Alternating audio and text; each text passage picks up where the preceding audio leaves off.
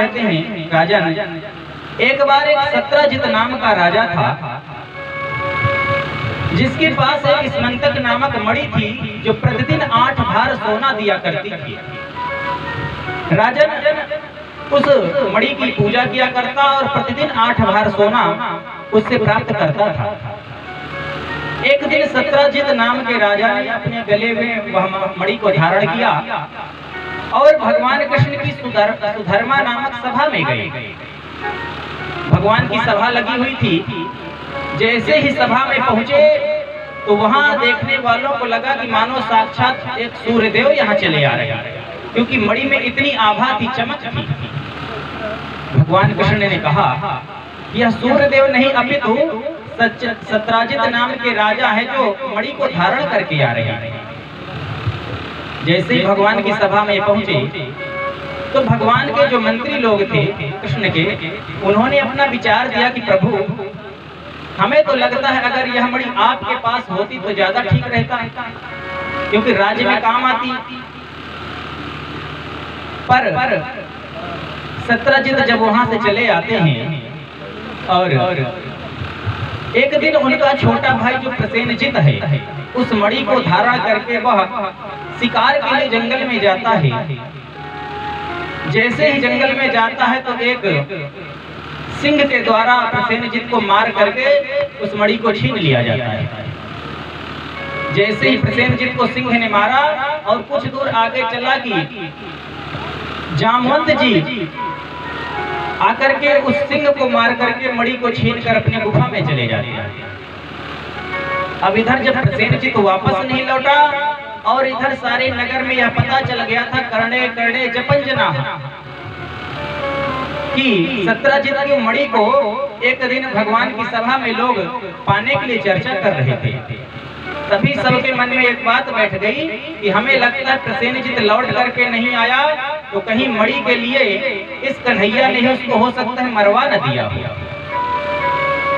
जब भगवान के कानों में यह आवाज पहुंची तो भगवान ने सोचा कि यह तो झूठा ही हमारे ऊपर एक अपराध लगा जा रहा है, कलंक लग रहा है।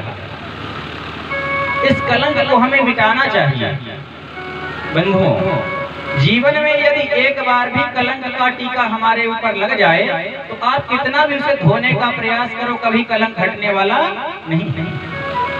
इसलिए कहते हैं जीवन में हर कार्य करो पर कभी ऐसा कोई काम भूल के भी न करो जिससे हमारे चरित्र में, हमारे जीवन में कोई दाग लग जाए। क्योंकि पैसा रुपया धन दौलत बहुत आप कमा सकते हो, पर एक बार चरित्र चला गया तो जीवन में कभी मिलने वाला नहीं। व्यक्ति के चरित्र की ही पूजा समाज में होती है, व्यक्ति की पूजा नहीं होती। व्यक्ति तो बहुत है पर जो चरित्रवान व्यक्ति होता है समाज में हर जगह उसी को स्थान दिया जाता है। इसलिए अपने चरित्र को सुधारने की बहुत हमें आवश्यकता होती है। भगवान ने कहा कि यह जो कलंक लगा है इस कलंक को हमें दूर करना चाहिए। जंगल में जाते हैं, एक जगह देखते हैं कि प्रसेनजित के कपड़े पड़े हुए हैं खून से लथपथ। भगवान उसी रास्ते से आगे निकलते हैं, देखते हैं सिंह भी मरा पड़ा। सिंह के आगे देखते हैं कि और पैरों के निशान हैं, उन्हीं निशान के सहारे सहारे भगवान जामवंत जी की गुफा के मुख्य द्वार पर पहुंच जाते हैं। जैसे ही द्वार पर पहुंचते हैं तो भगवान ने देखा कि एक बालिका मणि को लेकर के खेल रही है और जैसे उस बालिका ने पुरुषों को देखा तो दौड़ लगाकर गुफा के अंदर गई और शोर मचाने लगी। जैसे उस बालिका के शोर को सुना तो अंदर से जामवंत जी क्रोधित होकर के निकले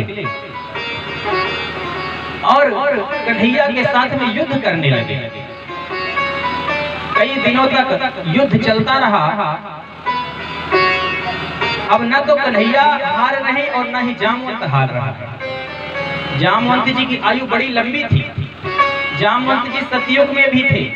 जब बलि के यहाँ वामन भगवान 3 पग भूमि नापने गए थे, उस विराट स्वरूप की बहुत कम समय में जामवंत जी ने परिक्रमा लगा लिया था।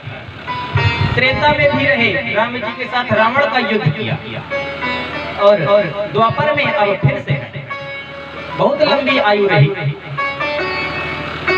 युद्ध हुआ, 27 दिन तक युद्ध चलता रहा। 28वें दिन भगवान ने एक जोरदार घूंसे का प्रहार किया तो जामवंत को लगा अब मेरे प्राण पखेरु नहीं बचेंगे। उसे तुरंत होश आया कि इस प्रकार मेरे साथ कोई युद्ध नहीं कर सकता, ये तो मेरे स्वयं भगवान श्री राम हैं।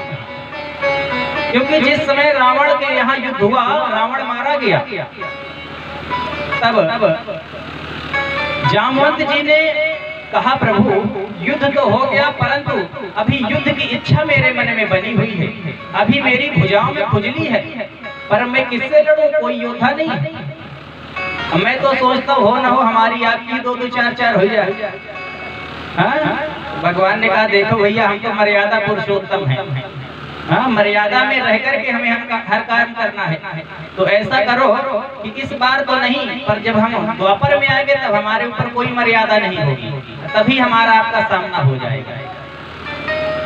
जब मेरे घूंसे का प्रहार असहनीय हो जाए तब तुम समझ लेना कि हम रामावतार के राम ही हैं। और आज जब घूंसे का प्रहार पड़ा तो जामवंत को लगा कि अरे ये तो मेरे भगवान श्री राम ही आ गया। तुरंत प्रणाम किया और कहा प्रभु आपके आने का कारण क्या है, कोई हेतु होगा। भगवान ने कहा देखो हमारे ऊपर एक कलंक लगा है मणि के लिए, और वह मणि अभी जो बालिका लिए खेल रही थी हम इसी को लेने के लिए आई।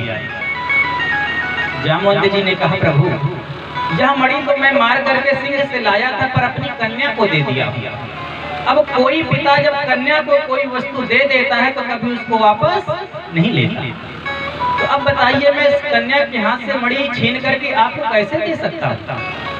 तो भगवान ने कहा भाई कैसे भी हो, हमें तो अपने ऊपर लगा हुआ कलंक मिटाना है, इसलिए हमें मणि की आवश्यकता है। तो जामवंत जी ने कहा प्रभु बस एक ही काम बनेगा फिर। बोले क्या? बोले मणि तो आपको देंगे, पर पुत्री का हमारे विवाह कर लीजिए और दहेज में आप मणि को ले जाइए। भाई बेटी के साथ विवाह कर लो तो मणि आपकी हो जाएगी। अब ऐसे हम कैसे बिटिया के हाथ से मणि को ले लें? तो भगवान का जाम्बवती के साथ में विवाह हुआ और